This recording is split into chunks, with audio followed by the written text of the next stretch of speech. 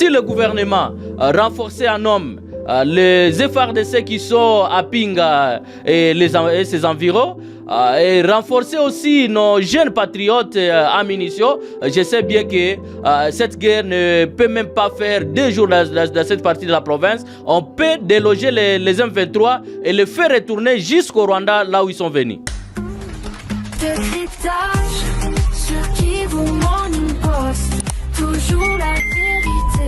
Le rebelle d'Ian 23 contrôle Kalembe dans le territoire de Massissi, mais sur les réseaux, certains se permettent et s'avisent de dire que Kalembe est dans le Walikale. Des précisions à faire à cette émission. La situation est en train de progresser et l'M23 se trouve à la porte du territoire de Walikale. On va en parler et on va essayer d'analyser cet aspect, cette évolution de la situation sécuritaire dans cette partie de la province du Nord Kivu. Dans cette émission Décryptage, nous allons recevoir Soleil Bayomba. Bonjour et bienvenue. Bonjour monsieur le journaliste et bonjour à tous les téléspectateurs. Grand notable du territoire de Walikale. Aujourd'hui, la question n'est plus seulement de Rutshuru, Massissi ou Nyiragongo. Aujourd'hui, on parle de Kalembe. Une confusion qui persiste au sein de la communauté. Peut-on faire un éclairage de la situation? Kalembe, occupé par les M23 aujourd'hui, dans les Massissi ou dans les Walikale? Merci beaucoup. Je sais que la plupart des personnes sont en train de spéculer si cette question de la prise des M23 au niveau de Kalembe. C'est bien dit que Kalembe, depuis le dimanche, il y a eu des affrontements entre l'armée rwandaise sous le label d'M23, mais aussi avec nos jeunes patriotes, Wazalendo, qui se trouvent dans cette partie de la province du Nord Kivu. Et le dimanche, certainement, les M23 ou l'armée rwandaise avaient réussi à déloger nos jeunes vaillants qui étaient à Kalong parce qu'ils ne s'étaient pas préparés. Et tout cela, c'est parce que les M23 sont venus avec un système de larguer des bombes, même dans la population. Chose qui est d'ailleurs punissable par la communauté internationale.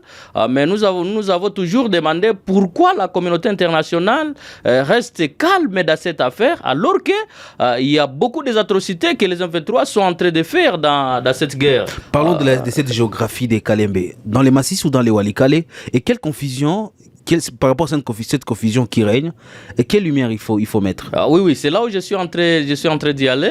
Je disais que Kalembe, certainement que l'armée rwandaise avait réussi à déloger les résistants patriotes au niveau de Kalembe, mais géographiquement, Kalembe est subdivisé à 3.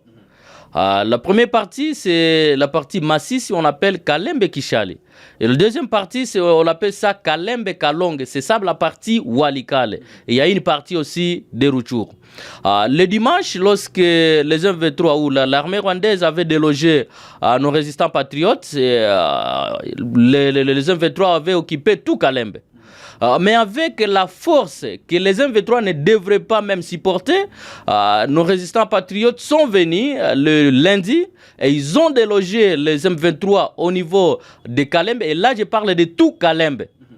Les résistants ont délogé les M23 et les M23 sont rentrés jusqu'à Mweso et les autres sont montés même jusqu'à Kichanga.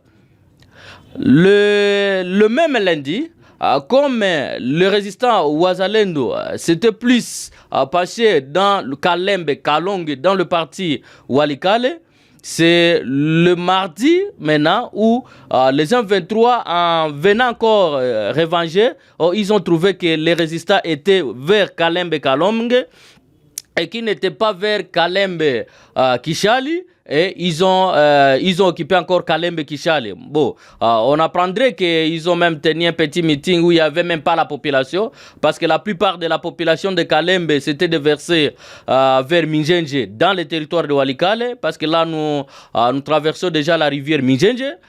Il y a une partie qui est partie même jusqu'à Pinga Centre, mais avec cette petite population qui était en débandade à Kalembe Kishali, pas dans les Massissi, mais pas à Kalonge Kalembe, dans le territoire de Walikale, où il y a eu un petit meeting qui s'était tenu là-bas. Ben, avec les résistants Wazalendo, nous y croyons encore.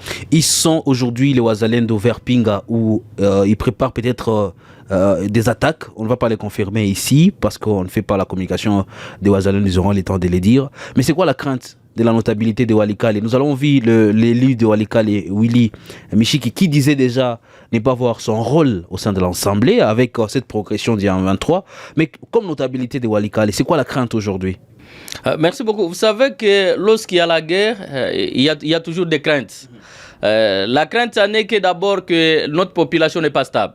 Parce que lorsqu'il y a une population qui quitte Kalembe Kalonge, là je suis dans le territoire de Walikale, qui quitte Kalembe Kalonge pour se déverser à Minjenje, pour se déverser à Mpeti, et les autres qui sont à Pinga Centre, là ils n'ont pas la vie. Parce que c'est à Kalembe où il y a les champs, c'est à Kalembe où il y a leur demeure habituelle.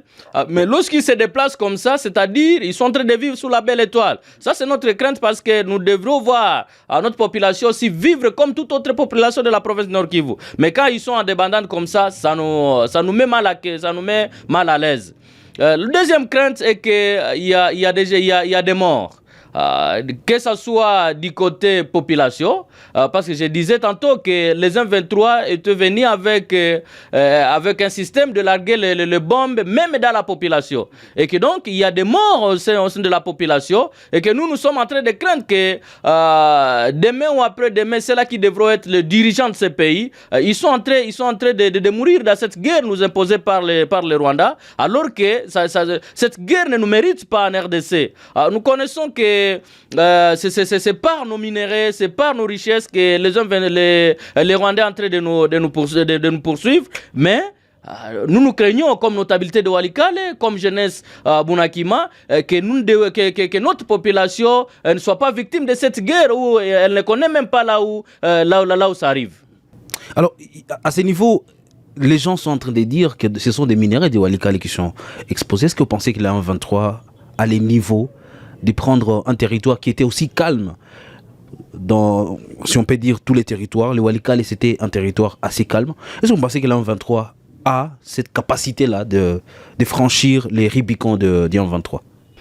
Bien, merci. Et moi, je l'ai toujours dit que chaque territoire a ses réalités.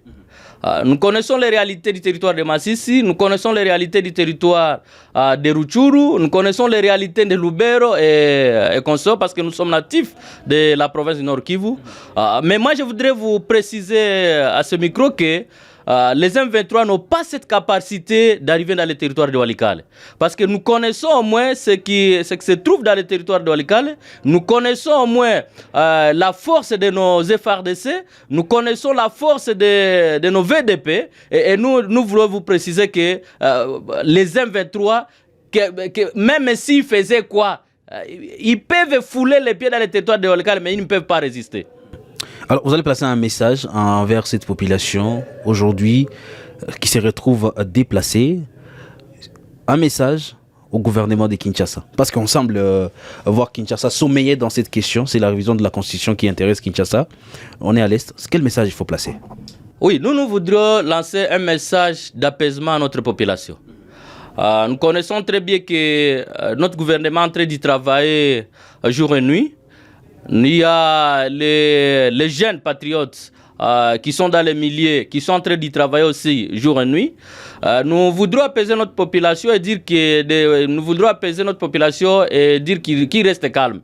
Parce que même si les M23 peuvent appeler Satan pour venir combattre à leur côté, ils n'atteindront jamais le territoire de Walikale.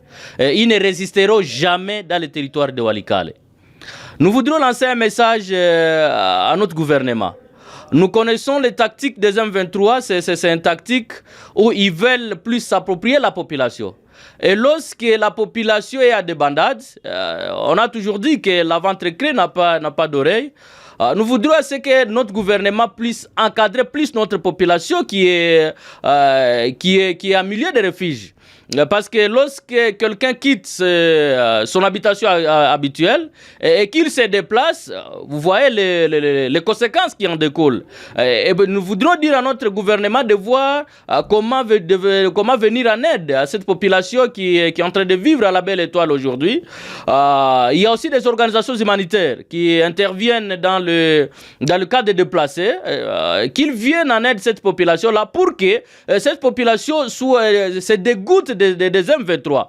Parce qu'à un certain moment, les M23 veulent s'approcher à la population, mais nous voudrons que notre gouvernement soit le premier à s'approcher à cette population-là pour que la population se dégoûte des M23. Nous voudrions aussi lancer un message toujours à notre gouvernement, que ce soit provincial et national cette fois-là, de voir comment renforcer en munitions et en hommes cette partie de la province du Nord Kivu. Parce que nous connaissons très bien la force que nous avons, mais si on est moins nombreux, je ne sais pas si on peut résister, mais je sais que si le gouvernement renforçait en hommes les FARDC qui sont à Pinga et ses environs, et renforcer aussi nos jeunes patriotes en munitions. Je sais bien que cette guerre ne peut même pas faire 2 jours dans cette partie de la province. On peut déloger les M23 et les faire retourner jusqu'au Rwanda, là où ils sont venus. Soleil Bayomba, merci beaucoup. C'est nous qui vous remercions, monsieur le journaliste. Fin de cette émission de cryptage. Merci à vous d'avoir suivi. Nous sommes Kivu Morning Post, la référence des informations à l'est de la RDC. Vous êtes nouveau sur Kivu Morning Post. N'oubliez pas surtout de vous abonner. Portez-vous bien.